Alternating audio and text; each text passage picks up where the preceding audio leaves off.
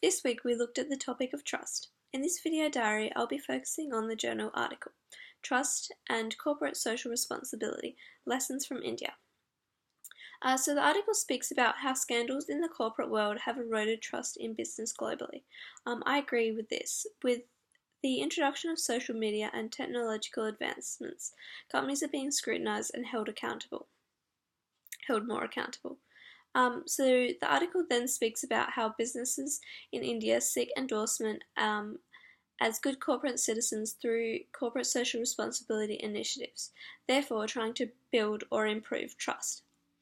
So although this may have worked in India, considering their cultural values, which include a high regard for spirituality and karma, I don't think this will necessarily work globally.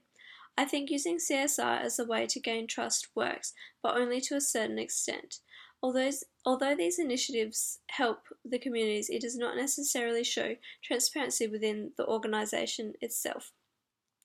This brings me to one of my key learning outcomes from the lecture. To completely gain the public's trust, it is vital to be transparent in communication and the way you conduct business. This includes management, performance, and finances. And I think that using CSR does not necessarily do this.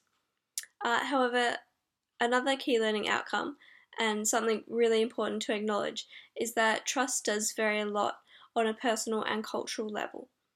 This is because different individuals or cultures place greater value on some aspects of business. So I think that this case study provides a really good example of this. The CSR practices do work well in India, but I don't necessarily they would work well in Australia or on a global level.